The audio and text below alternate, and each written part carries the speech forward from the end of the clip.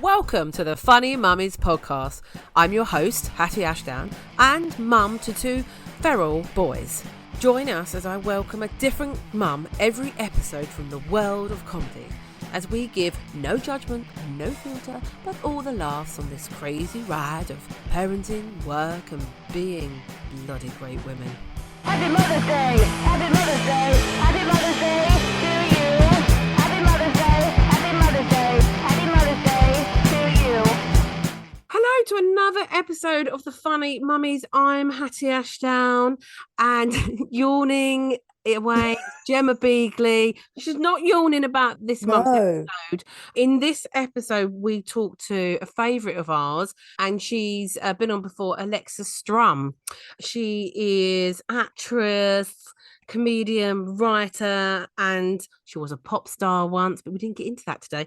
And she's also becoming a bit of a comedy sketch TikTok sensation. She's got 10k followers now, and in this episode we have a lovely, really interesting chat about TikTok. Why do I sound like a granny when I say it? Am I saying it wrong? No, you don't sound like a granny. I think it's because you're not used to saying it. Oh, I feel like I'm going TikTok. You know, it's fine. But yeah, it just always really flows with Alexis, doesn't it? It's just Yes. I was really interested in just what her journey. So she's only been doing it a few months, like the beginning of this calendar year, and so I think she's like the end of last year or something. Yeah, like 10 weeks or something.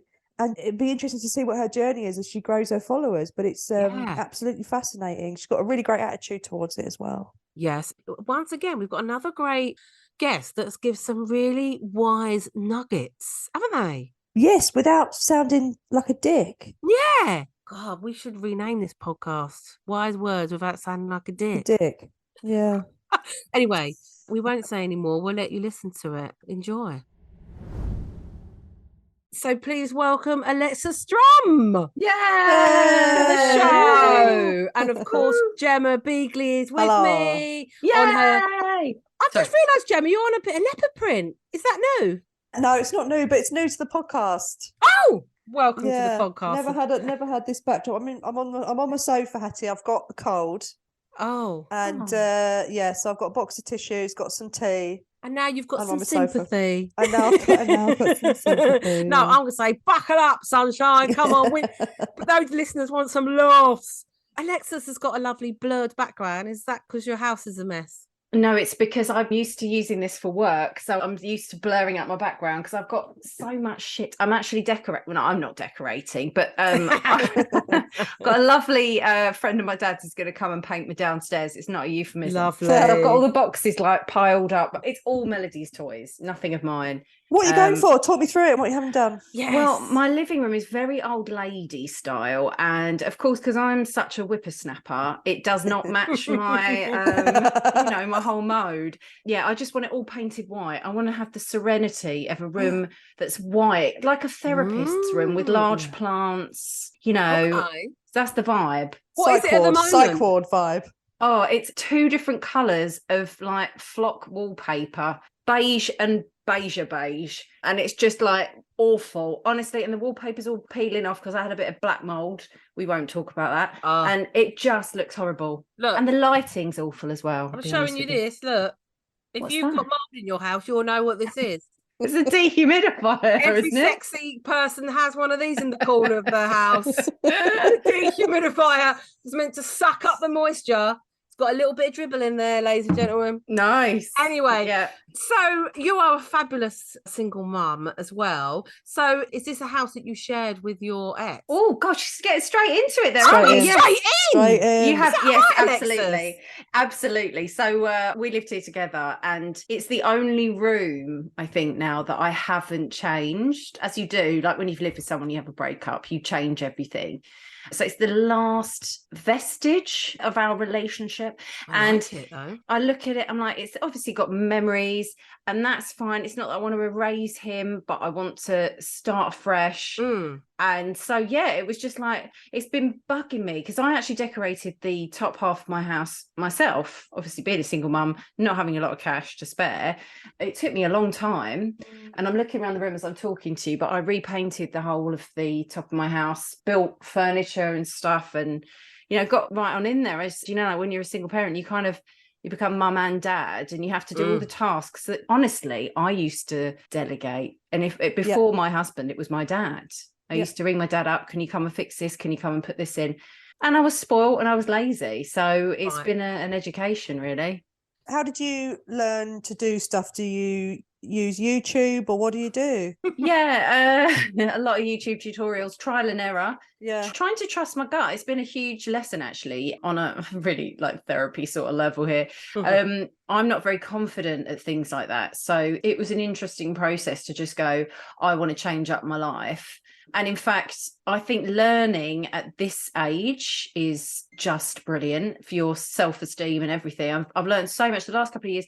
I did my podcast a couple of years ago. I don't do it anymore, but learning to do that, learning to do Twitch and stream, all these new things, it really keeps you alive to be learning new stuff. So I always embrace that. I'm not someone who shies away from a challenge. Yeah, you're definitely that. I guess, yeah, we all can be guilty of leaning on someone, whoever it is. Maybe it's your mum or whatever, or your partner. And I always sort of, because I don't want to, God bless her, be like my mum when my dad died. She didn't even know how to do nothing. She didn't have to pay a bill, and she sort of liked it like that. She liked being a bit sort of kept, to be honest. But there's no fear of that, because my husband doesn't like doing anything.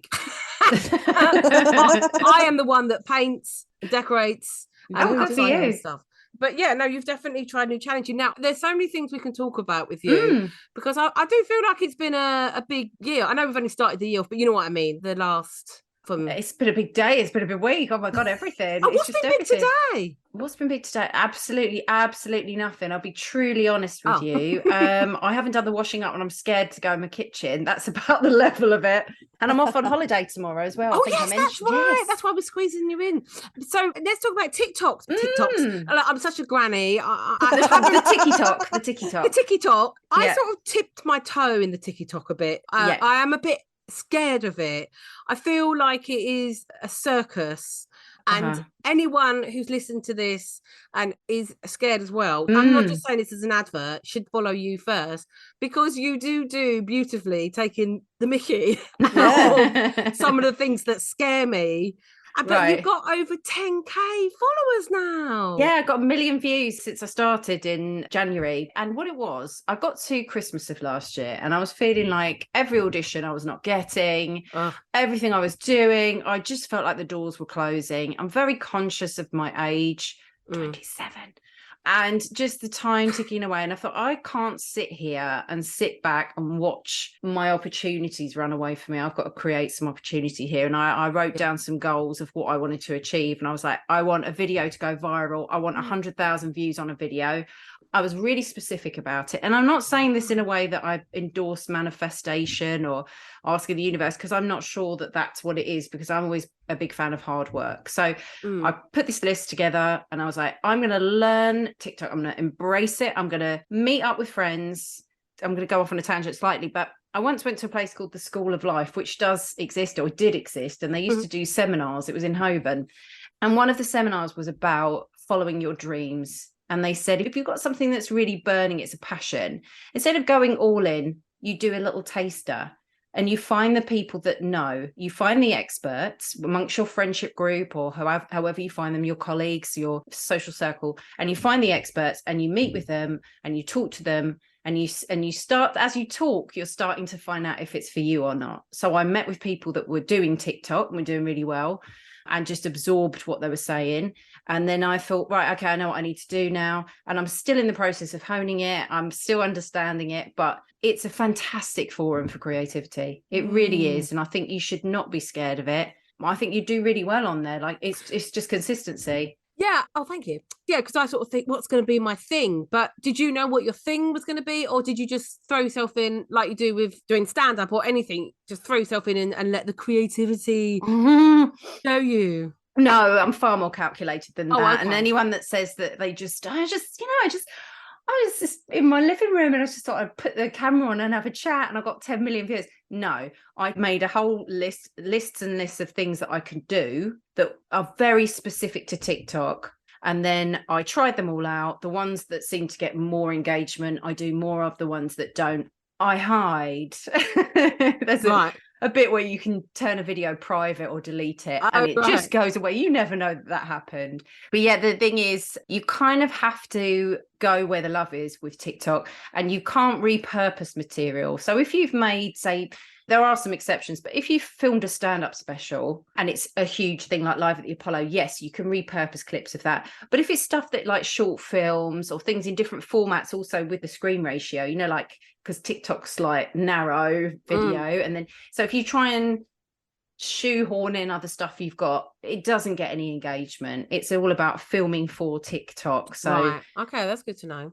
Yeah, so I wouldn't bother. In the beginning, I actually tried to get old sketches and just like crop them and put them on TikTok. No one cares because they can tell it's from another genre. It's really interesting because I've experimented with all the different social media platforms. Twitter used to be great, but now it's a very closed shop, I would say. Yeah, I don't really go onto Twitter. It seems to be... It's just people shouting at each other and I just can't bear it. It's just so negative. There's no joy on there, really, is there? No, there's no joy on it. And it's funny, but the kind of comments that you get on TikTok are very different to the comments that you would get on Twitter. That's the only thing I was going to say. It wasn't really a funny sketch. I just had a go at, in the split screen and you remark on something. Yes. And it was a very weird experience because it's so different. My main thing is Instagram. I do love Instagram. Yeah. And I actually want to go, I sort of got my first sort of nasty comment, on it. And I was just kind of like, because... Oh, right. Okay. I feel like you don't get that on Instagram, obviously. Yeah, it's a completely different thing, isn't it? I think it's much softer Instagram. The other thing is it's like finding the one that works for you. If you are finding that you're growing on Instagram and that is your audience, then equally you don't have to force yourself to do TikTok. It's where you feel that you fit in. And I didn't think necessarily I would. I mean, especially being older, it was something that I did think about. But it hasn't been a problem at all. No one has commented on my age at all. No one said you're too old to be on TikTok. Why would they? You look fabulous on it. That's interesting. Thank you, That's the thing that you like. I thought it'd just be kids going, "Oh, it's not funny," rather than. No, it's really different. It's a really odd, different. Not odd. I mean, they're a lovely audience. It's just a completely different. Just alienated all my followers. No, it's just a completely different audience. The people who comment on Twitter comment for visibility. So if someone makes a comment on your video, it's because they're trying to get other people on Twitter to see how funny they are. Right. Whereas on TikTok, it's genuine responses. Like if they don't like something, it's from a place of, I've just been scrolling through my phone and I didn't like that. So I don't take it. Like you said that you got a nasty comment. In the TikTok sphere, it means nothing. And also it's not going to grow. Other people won't necessarily pile on. It's not that sort of thing. Whereas Twitter, it's that striving of that one-upmanship that I find unpleasant with the commenting because, it's when I knew I was doing the podcast tonight, I was like, shit, I'm really tired. I hope I don't say something and cancel myself because that's always my biggest fear. Now it should be for all of us. And I very much feel that way more with Twitter. You're always one step away from being cancelled. A bit more exposed, yes. Well, you might not answer this next one then, because I think what a lot of people would be interested in, or what I'm interested in, is because for me, if I was to describe your persona on TikTok and all your comedy sketching, it's being topical, being you're relating. I mean, you've just done this Oscar one. How the hell do you get it so quickly? Do you think, the Oscars are coming up? Are you getting ready before it's even happened? No, I do it in the moment. I've trained myself to do it really quickly now because, like we do self-tapes. So we're in the business of having to turn things around very, very quickly and edit ourselves. And that was a good lesson. But also I was doing a series of sketches based on The Apprentice. And so what I would do is I would start watching the programme, be writing it, film it at 9:20. So I hadn't watched the whole programme, edit it, and then have the sketch out by 10 o'clock. Wow. Because I want to be in a position where if that call comes, then I know I can do it, So a lot of people would say, what is that call then? Yeah, good question. Just earning some money would be nice. There's nothing wrong with that. Nothing wrong with that at all. And for those that don't know, you can make money from TikTok, right?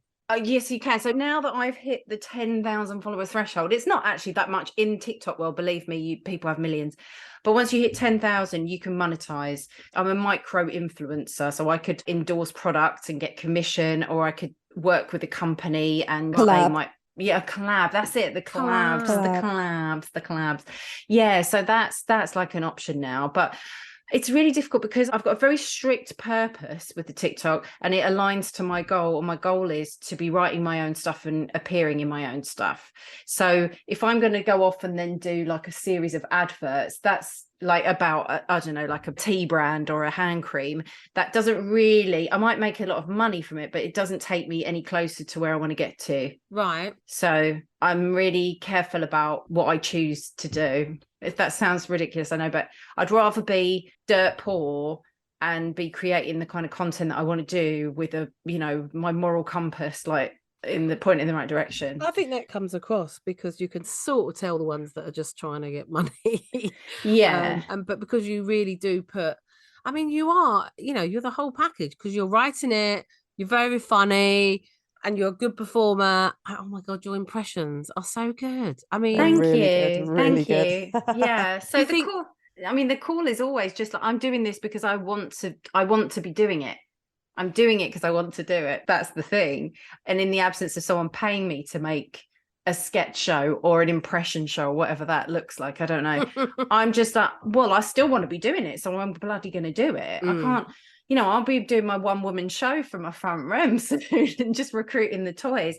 But because I believe so strongly in it, I don't believe in myself anywhere near as much as I should do in other capacities. But I do believe in what I'm doing. Oh, I'm terrible. I'm like the world's worst.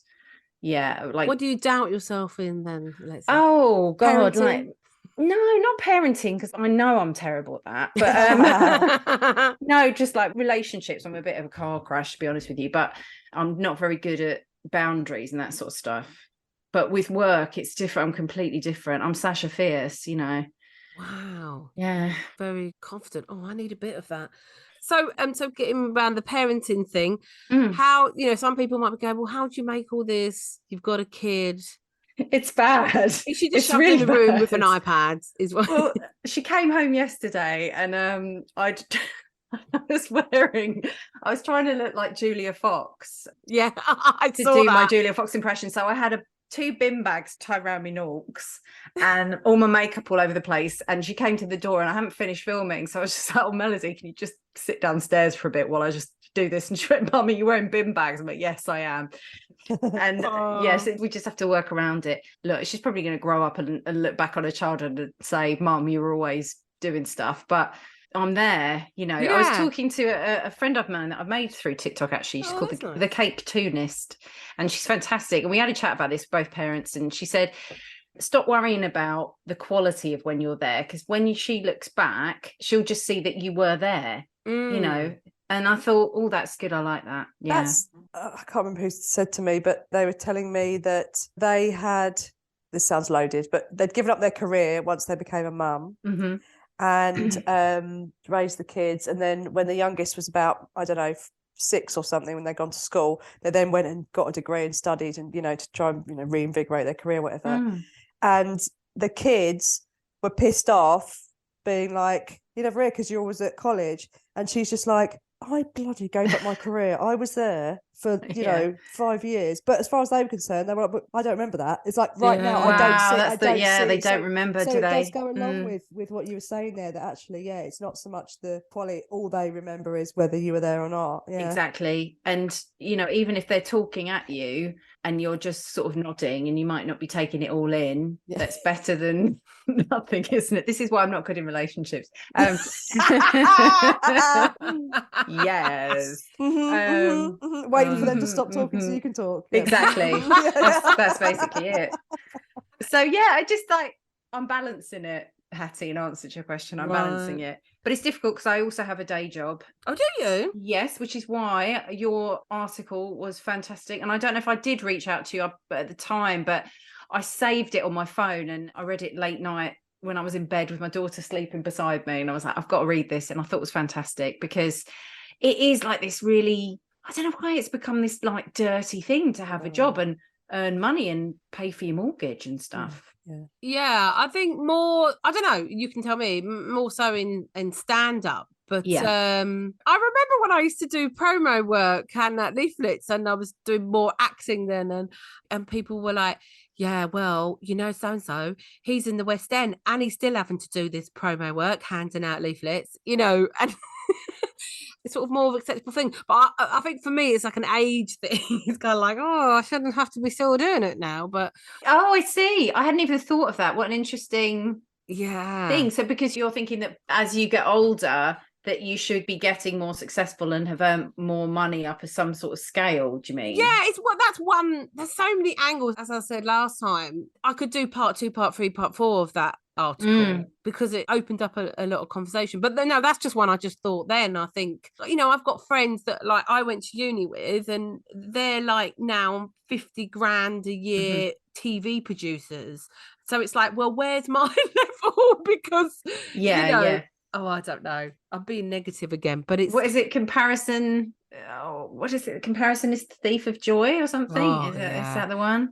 Yeah. They don't get to go off and do gigs at night on a Thursday. And eat a Greg's pasty or whatever. No, but do you know what? The reality of it is they might be in this 50 grand a year job, but it might be really structured and boring and there is no excitement. And you've got the excitement of...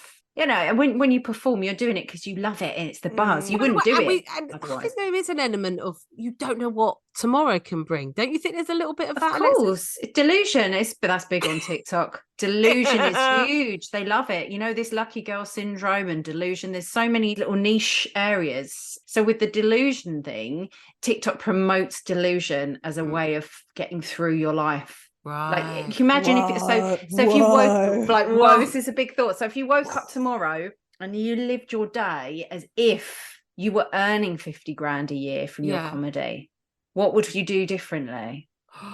Not get up. Maybe that's the answer, but whatever it is, like to live, but then you go, okay, well, I'm going to live like that. And these millennials, they're like proper into it and they go for it and they're like, I'm going to wake up, I'm just going to believe I'm this and I'm that. And there's something in it, like, I don't know, I feel like we're so much better at being depressed in our generation. We're just really good at it. Do you think so? Because to link back in to you as well, I was watching the latest series of Better Things, which you was in, episode 8. I was in it, yeah. And me and Gemma both love it. But I haven't got to your episode, and I didn't want to skip because I didn't want to. No, don't lose it, don't waste it. Because I'm like 3 or 4 away. But the one I was watching last night, I thought was quite appropriate because you've got a daughter as well, and like I think her show, if you haven't seen it, people, you can watch it on BBC iPlayer. Of course, she's got 3 girls. It's such a great example of like, oh my God, what we've got to come with these oh my God, yes, millennials and what's the next one? Gen Z.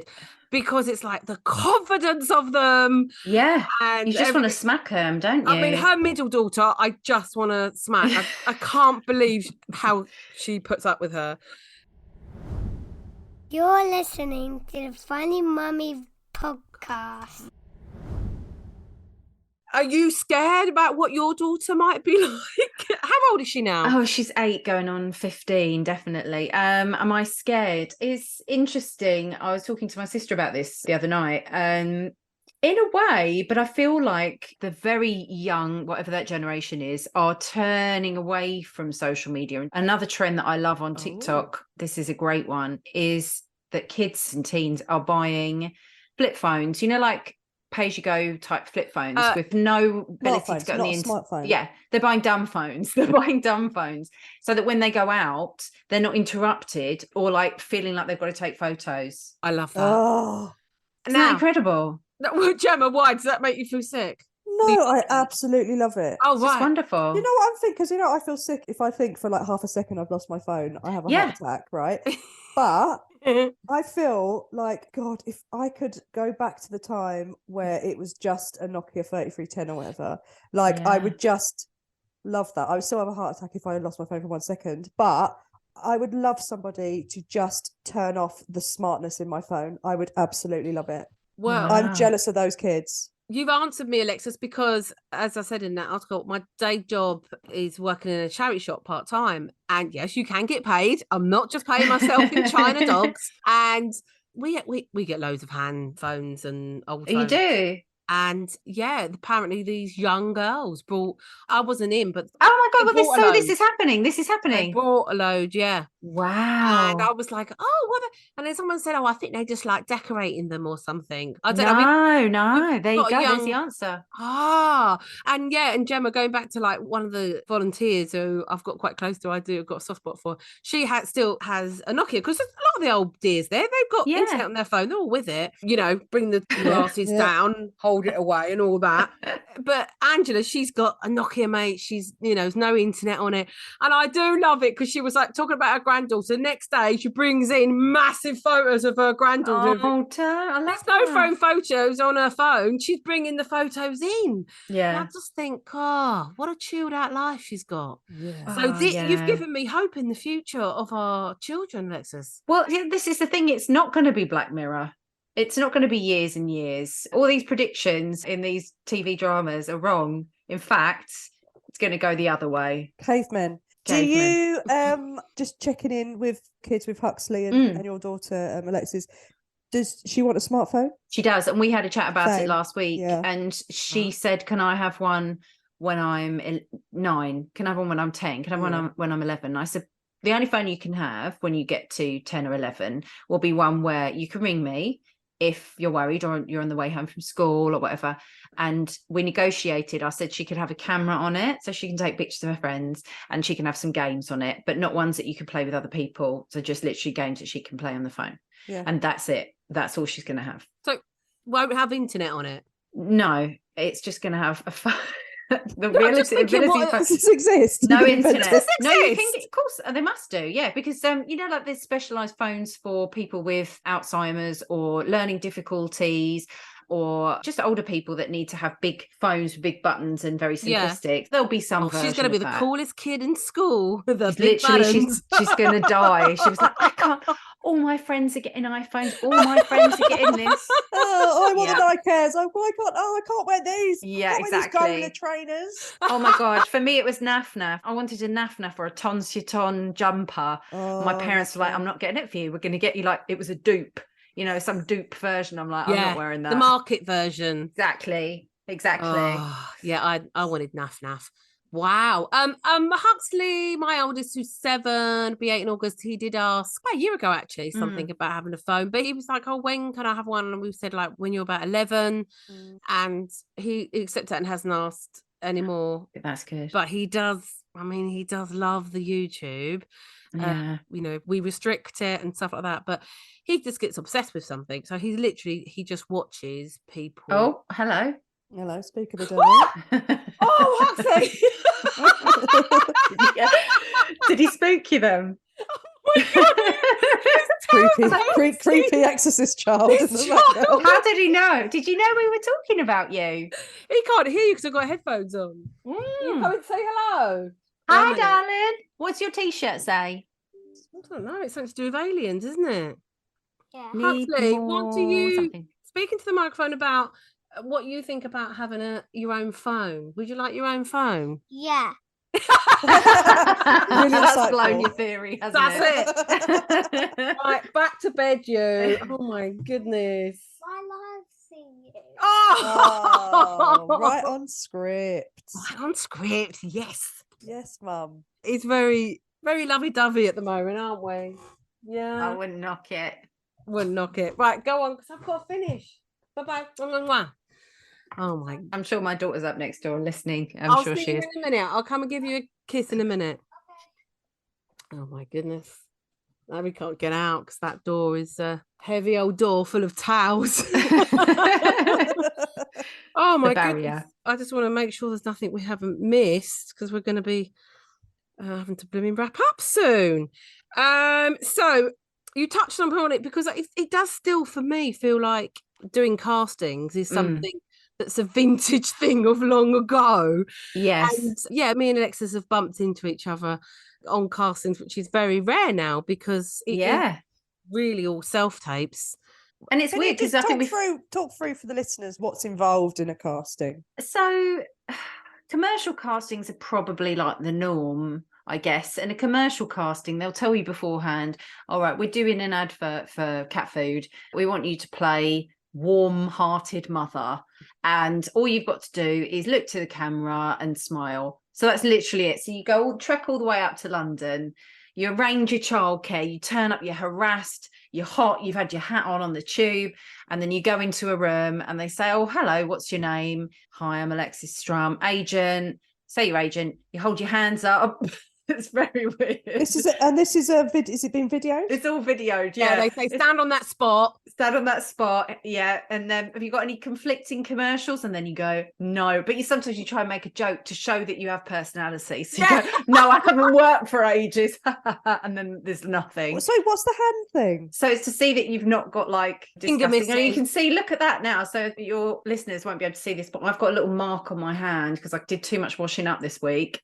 Tiny violin. So they'd be like, oh, she might have to have a bit of makeup on that hand. Or if they're going to do close-ups on your hand for a commercial, they might have to get someone else in. They look at that and they go, we can't get Alexis. Look at her hands. I bet her trotters are worse. Yeah. This is awful. It's always that moment that I realise, oh, sugar, I haven't done my nails. And then, and you're now, they're all bitty. There's always like a little bit, Disgusting, a little bit dirty hanging off. nails. And that's when I make a joke. I go, oh, sorry, Yeah. I've done my nails. Because you're like so desperate to give them something of you because you're literally just, you feel like a piece of meat. Yeah.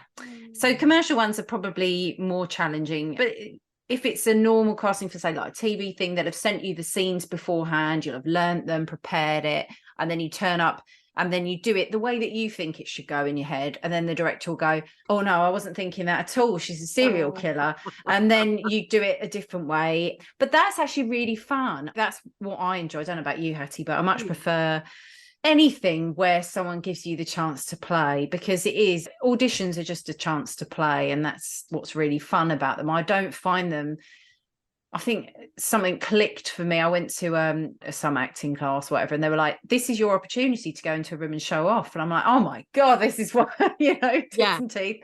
So now I just see them, it's an opportunity to show off my wares and to play, sometimes play with other actors. Yeah, I just, without sounding wanky, it's enjoyable. I don't find them scary or like a chore. No. I think if you don't enjoy them, you are in the wrong job. It is a big You'd be surprised though. Job, really.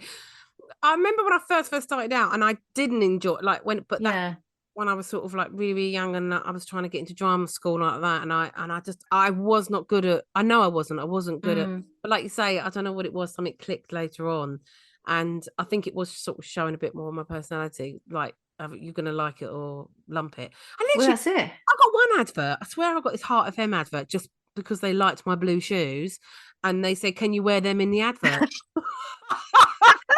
Was your face featured or was it just the shoes? That sounds like if you were a casting director. Yeah. Just like someone's glasses or something. But it's as arbitrary as that, really, isn't it?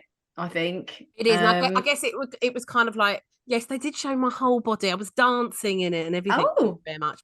And I think, it must have been like, oh, those blue shoes. And then from there, they've created this whole person. Yeah, that's it, because that's what it's about, apparently. I mean, it's like, it's a vibe of how you would fit in to that world that they've created, which is why I find commercial casting so hard, because a lot of the time you go, they're not quite sure what they're looking for, or they know what they're looking for. People don't realise. 100%, yeah. Half helping them write it.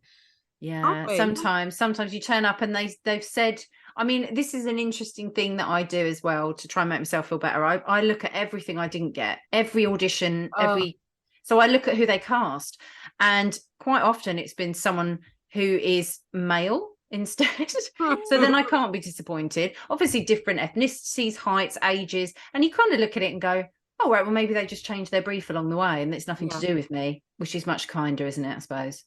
But I think as mums, I mean, going back to something you said, that is the big difference. And unfortunately, I mean, anyone listening to this who hasn't got kids and is acting, I'll probably put them right off, because it does all change, because you go in with a bit more, like I remember when I had my second one and I was breastfeeding stuff. I mean, can you imagine? I'm just like all hot and sweaty. Yeah.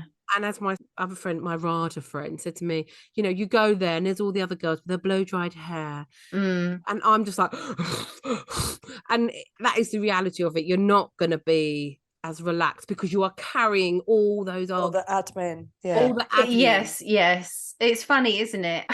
There's nothing you can do about that, right? But also, equally, I think it's just something as women, we're so good at multitasking. And I'm pretty sure that all those women with their blow-dried hair might be like caring for a relative or got another 2 jobs or all the other stuff that we do that you don't see, and we're like swans, aren't we? You know, the little legs are going under the water. Yeah. So I don't always think it's like to do with having kids. I just think anyone that goes to an audition, you've got other stuff going on. You've got loads of other bits. You're rushing in. A lot of the times, you know, you can always tell there's always one that's like, oh, we're running late today. It's just I've got to get back to work, and then you start feeling anxious because you know, and it's just because acting doesn't pay a lot and the opportunities are fewer. So we are all hustling. No one's turning up there like, I've just got the whole day. I'm just going to sit here and do this audition. I got nothing else. That's a good point. Yeah. So right, and I don't ever, I made a conscious choice to never sort of go, oh, sorry, I've just thought I've been doing this with the kids this morning, or oh, I've got to go, I've got the kids. Yeah. Because of that, like you say, we've all got our stuff. We all do. I mean, I was talking to a friend the other day, and she was talking about herself and saying, oh, and you know, I'm middle-aged, and I was like, oh, stop bracketing yourself, because you're not saying it. Yeah, no, she wasn't. Like, I'm doing her a disservice, but she'd mentioned it. She was describing herself and her brand and just saying, well, because I'm middle-aged and whatever. And I'm like, do you know what? I don't really feel like someone like Davina McCall ever sits there and is like, I'm middle-aged. You know, I know she talks about the menopause now, but she's just fabulous. Or Joan Collins. Did Joan Collins ever sit there and go, well, I'm middle-aged? They're just fabulous. They're just gorgeous. And you know, if you point out your flaws to people, inevitably that's kind of what they pick up on with you, and it's like then you become that. So I've tried to stop all of that now. You're so wise. I'm wise, but I'm absolutely not in my own life. This is why I'd make a great therapist. That's a therapist that's completely single for the rest of their days, giving relationship advice. Yeah. Well, I don't know if this is going to be the right question for you, because you're looking at things very positively then. But so our feature on mum enemy number 1. Yes. Someone or something that just feels like they've made life a bit harder for you. Whether it be, I don't know, the postman left one of those cards and you've got to go and pick it up at the post office, and then you've got to lumber the kids there or whatever, or you know. Well, a play date. I have one. I mean, my daughter's very, very lovely, and there's always an incident of someone punching her. And you know what it's like as a mum or as a relative of someone who's a little person, that you just want to protect them. When you hear someone's hit your child, there's an amazing thing that kicks in where you become like an absolute feral animal. And I just want to go and, you know, like use my teeth to rip off flesh. It's just I have to hold myself back and be really diplomatic and kind, especially when it's an unprovoked thing. And you know, there was an incident a couple of weeks ago, it's now been dealt with, but things like that really get to me because it's triggering, because I look at that and I look at my own boundaries, and you know, I don't want to project it onto her, but I think about when people have done things to me where it's been unprovoked. You know, in whatever capacity. It could be in work, you know, we've been work bullied and stuff like that, and it's just so horrible. And it's like a lesson I don't want her to learn just yet. I'm sure you feel the same with your kids. It's like you just want them to have this lovely rosy view of the world. So those situations, I don't know how you're supposed to deal with that in a brilliant way, because I just feel the rage, and then I have to sort of, you know, hold myself back. Really, I might seem like I'm really positive, but I do really swing, definitely get huge mood swings, and something like that can really just set me off. How would you deal with it, Gemma? I mean, I've got a temper. What can I say? You know, I mean, I agree that it's that innocence thing, but also, and I don't know if you find this, Alexis, but because it's just me and him. Yeah. And talking about the boundaries as well, is that sometimes I download my day, you know, onto him, and you know, we're walking to school and he's going, oh, what happened with that thing at work? And I'm thinking, oh, now come on, little old man, you know. So I don't know. Oh, I've got no idea, really. I think that's cute. No, it is cute, but then it's like, oh, it makes me wince though, because it's just like, you shouldn't be asking me, you know. Yeah, I don't think there's any other way. And I mean, I've definitely felt like that myself when she's become aware of situations she shouldn't be aware of. Like, so for example, my mum's just had to go into a home. She has Alzheimer's, and you know, it's been a huge thing in the family, really impacting. And her reaction to that, I worry so much about how she's going to react. But her reaction is so different because she's her own person. She's not me. She's not my feelings and my wealth of experience. And sometimes I act in a way because I think she's going to behave a certain way, but actually I should give her more credit. So that, I don't know what the point is, but I had a therapist say to me that I am not my mum and he's not me. Yes. Therefore, that thing of like projecting, like, oh my God, I'll tell it to my mum, and also he's going to feel like I did, you know. And this that's kind of totally it. projection, it's just like he is his own person. I am not my mum. He is not me. You know, it's just overthinking sometimes, I guess. Yeah. But it's funny because you asked me to think about something for this, which was I'm preempting it. But it was kid logic. So it leads nicely into that. Is just the other day I sat down with my daughter and I was feeling upset, and I said, and she'd been to see my mum in the home, and it's, you know, it's not a massively pleasant experience. I said to her, look, do you feel sad? I feel like you're really sad. And I really wanted her to say that. I don't know why. I felt like, and she said, oh no, because grandma's really happy there. I was like, wow, gosh, that's blown my mind. And she said, why would I be sad about seeing her when I can see she's really happy? She's so much happier than she was, you know, when she was at home and it was difficult, etc. So that was my kid logic. And actually I worry the whole time about her experience of everything. And I really need to pull back from that because she's just nailing it and, you know, doing what she wants to do. And I'm pleased that I haven't polluted her and made her into my, you know, in my own version sort of thing. She's very much her own person. You've done very well. You've put her off wanting to do anything on TikTok. No, she wants to do TikTok. Oh, does she? Yeah, she wants to do acting now as well. So, yeah, unfortunately, yeah. I've got a little bit of the same as that. They came up to Edinburgh this year and they were on the stage in every single kid show. Oh, really? Really? No, that's good. But it's in them. Yeah, but like you say, that's what they see now. So probably when they get older, they'll grow. I hope he grows out of it. Oh no, he might be really good. Like he's going to do great if he's male anyway. Isn't it? Yeah. Stand-up comedy, be nailing that. Although I don't know, no, it's very different to when I did stand up. The scene is so different now. But yeah, I'm sure all the white males are very sad about all the changes and feel very overlooked. I know. I mean, I can't remember the last time I saw James Acaster or Ed Gamble. Poor guys, I they're okay. Only one on the lineup now, if you're lucky. Yeah. Well, I'm gonna have to let you go. I didn't even get you to do your Drew Barrymore impression because I can do it for you. Well, what would you like? Barrymore. Maybe you could leave us on some wise words from Drew Barrymore. Okay, let me think of some wise words from Drew Barrymore. Okay, I have to get into it. It's really like I have to think about it. I'm like, just be you, Hattie. You should totally like try TikTok. And if it doesn't work, it's fine. I mean, you are loved. And that's the most important thing. It's Jennifer Coolidge that I love the most, though. That I feel like I'm going to Rome tomorrow and I'm literally going to become Jennifer Coolidge in the White Lotus. I've got caftans and, you know. Oh, well, have a lovely, lovely holiday. Thank you. And have a great time. Oh, thanks for having me. Thank you. It's been lovely. Anything you want to particularly shout about? Just TikTok is Alexis Strum Colonoscopy. It's Alexis Strum Comedy on TikTok.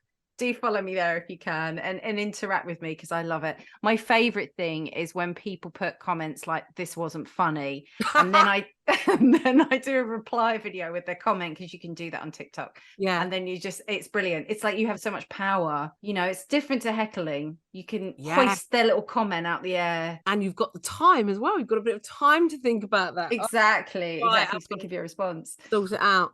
Gemma, I'm sorry you're feeling a bit poo. Yeah, I'm sorry for it's just a bit snotty. I'm all right. Got lower down on the sofa. I was going to say get lower and lower. Being eaten by the sofa.